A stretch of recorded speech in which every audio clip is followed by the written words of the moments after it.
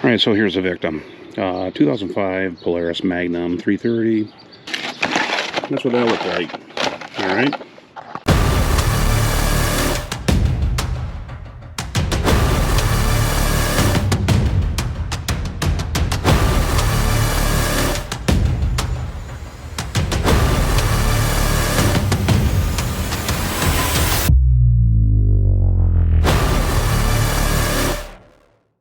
Hi folks, JayBo with Bad Tree Productions, and I'm at the BTP World Headquarters International Laboratories, and today's subject is recovering the seat on the previously mentioned 2005 Polaris Magnum 330. Seats are typical between like the Sportsman and maybe there's a couple other models or whatever, and the seat is roughly the same.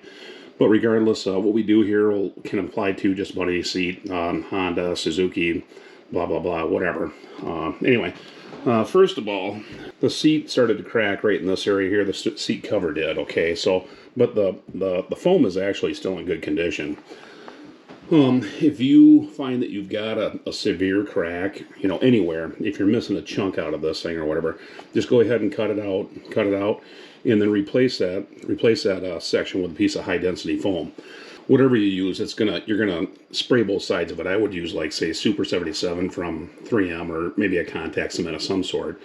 Read the directions on the can. You want it to be you don't want it to be slimy, but you want it to be kind of tacky. But go ahead and fabricate your plug or whatever, stick it in there, cut a nice square or circle or whatever the hell you want. And you don't want to just go ahead and cover it, because that defect will show up in the finished product. So what you can do then is take your, if you got like a 4.5-inch grinder, go ahead and you can actually use a grinder or even like one of those flap wheels or whatever, and get it going, and you'll able to actually eat away at that foam.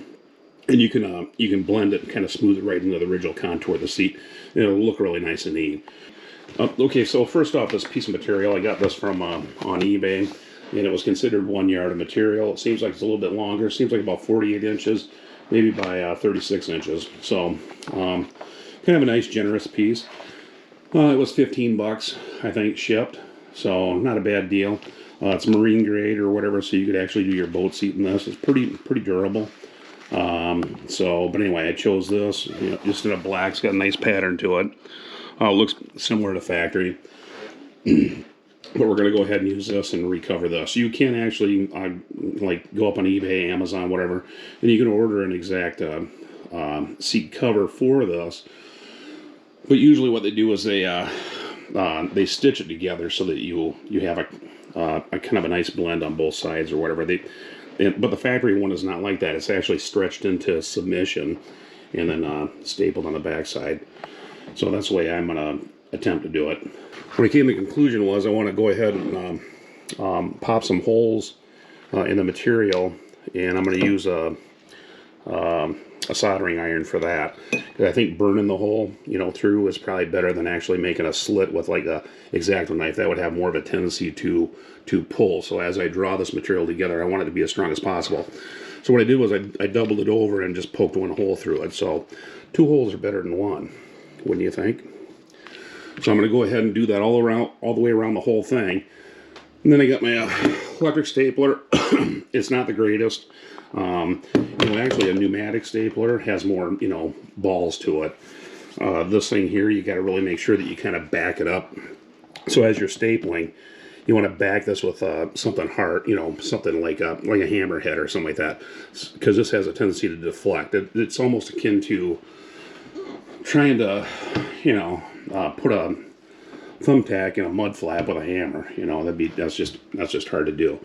All right, so I wanted to show you this real quick. Let's see. So I've already punched a hole, at the front and the back of the material. Okay, so and then I laid it out, and as I'm looking at this, you've got this seat latch or whatever, which is kind of in the way, because when you lift this up, that's going to be kind of right in the way, and you want to be able to pull on this really taut and get a good staple in here. So what I'm going to do is I kind of searched around and I found I don't know what the hell this thing is. It was in this drawer.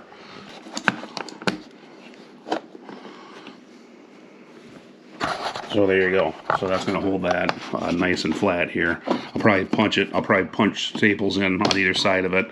And then once I get enough staples around it to where it's going to be secure, then I'll come back here and I'll put throw a couple staples right in the very center of it. But for right now, that thing there is going to kind of help me out. So don't tell my wife.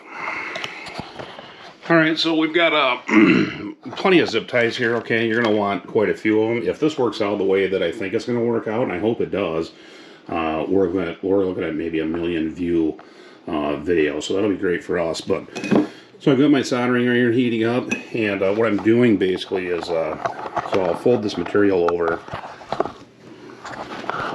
like so, okay, and then I'll go ahead and take my soldering iron and then pop a hole right through it like that, okay. So I think, you know, burning the hole kind of cauterizes the, I don't know, it'll just work out better than, you know, slicing a hole in it, which would have more of a tendency to rip apart. So now what I'm going to do is I'm going to go ahead and throw like a small zip tie on this thing. Yeah, this thing has kind of an odor to it, so you want to make sure that your wife is, like, you know, out shopping or something before you go ahead and do this. What I'm going to do is I'm going to throw a zip tie inside of here, and I'm going to go ahead and zip this tight. So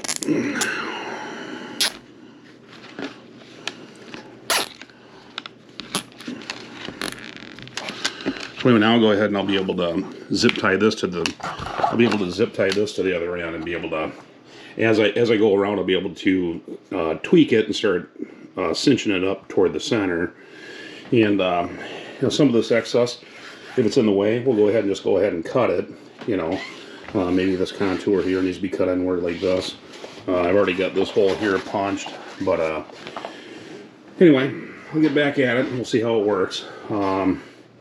Yeah, so plenty of zip ties. All right. And, so far I just got the front and back, and it's real loose, as you can see. But I'm not going to start tightening things up until I got more points of pull on it. So I'm going to go ahead and do the side to side now, and then anyway, we'll see how that works out. All right. So, and you know, okay, it's nothing pretty. Okay, it's not going to look good. It's not going to look good now. Okay, but okay, so you as you work this stuff, you're always bringing it from the top to the bottom side, and you start feeling this stuff starting to slack up a little bit. Just go ahead and take the slack out of it. Just go ahead and zip it and take the slack out of it. You're gonna be careful because you can see that hole there. It's starting to kind of pull through. There's some tension on that. Okay, so what you might want to do is maybe throw another tack on this side to kind of help this out. Okay, so now I've come to the conclusion that I actually need to pull this corner back toward the front. Okay, so whenever you come to the conclusion like that, you always want to make sure that if you do it here, you want to do the same exact thing here. You want to do everything, you want a mirrored reflection or whatever of everything that you do. So you want everything to be drawing, evenly. So anyway, it's so far it's coming along pretty good.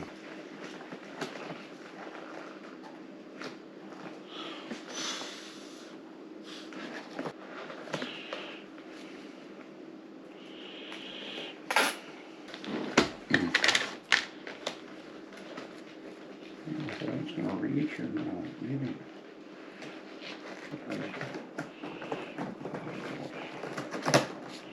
Yeah, so that's what the backside looks like. It's pretty crazy. But as you continue to manipulate and smooth this out, it becomes easier and easier. And as you're doing that, you want to, if you find some of these that are loose, I guess I've explained this before, then go ahead and just tighten them up a little bit, as you blend the material over. But actually the contours on this are looking really good. I think as I staple it, I'll be able to eliminate all these wrinkles and so on and so forth. But anyway, it's really kind of helping out quite a bit. So I know it looks kind of funny, but if you've done this before, it's kind of a pain in the ass without, like I said, without an extra set of hands. So it looks almost like a crude kind of a corset of some sort. Yeah, Jeremy would know more about that than I would, I suppose. But anyway. All right, so the staple portion of the seat is about 1 inch from the edge all the way around. Okay, so you want to get your staples in, I don't know, within 5/8 of an inch or 1/2 inch or so of that area. And then from the factory, it actually looks like they double stapled each one. So they stapled it here and then back again. All right, so here's a couple staples, all right? And I just kind of double stapled it. This is kind of the way the factory did it.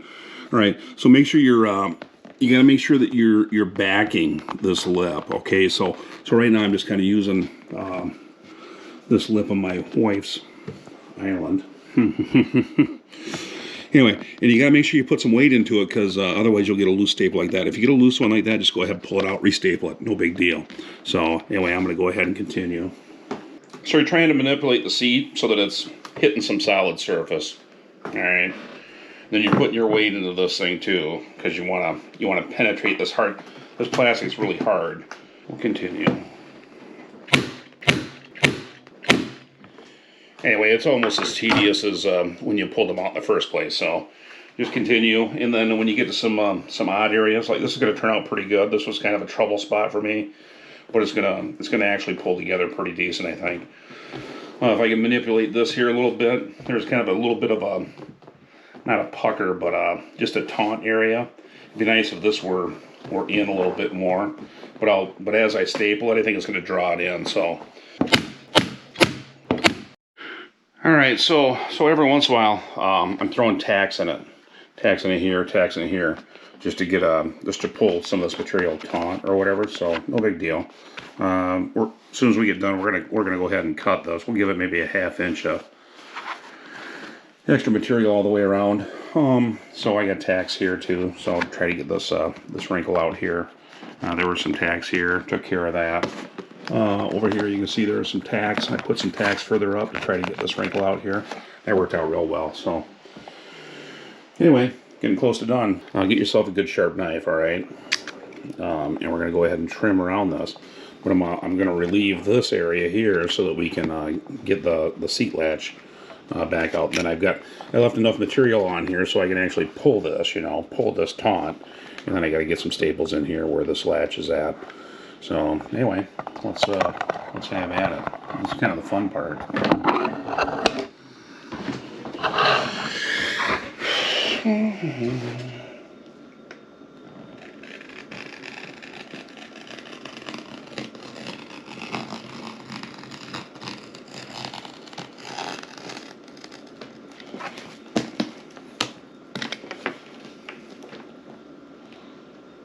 So I spent a little time and I trimmed her all up, and this is your scrap that you end up with. It looks like this. Pretty nasty, huh? But I tell you what, it worked out really well. I mean, it was like a second pair of hands. It was actually better than a second pair of hands because it actually listened to what I wanted it to do. All right. So needs additional trimming yet or whatever, blah blah blah. But there's the finished product. So. And you see it's got some nice contours to it. These areas here are really hard to form or whatever, but I was able to easily do it with the zip ties and so on and so forth. So anyway, that's kind of that, huh? So I can still, I still got some additional trimming to do, and I could probably restaple a few staples and pull some staples and blah, blah, blah, blah, blah, blah. Anyway, so let's go throw it on the bike. All right, so here's our finished product on the bike. All right, looks pretty good. Here's our scrap. This is what it looks like going into the garbage. Hope you enjoyed the video. I hope you found it helpful. It was kind of a thing that I put a little bit of thought into, and it made it a little bit easier for me. I've done this is probably my third one, and this is probably the easiest one that I've done so far. And the results were better than others that I've done. So, I mean, it's really a struggle, like I said before, with just pulling it with your fingers and stuff like that. And like I said, I've got arthritis and corporal bunghole in my wrist or whatever. It's tough. It's tough to manipulate this stuff. But anyway, this made it easy for me. So, whatever. Give it a try. All right. So, if you like what you saw, good, bad, ugly, give us a comment down below. And like, share, subscribe. All right.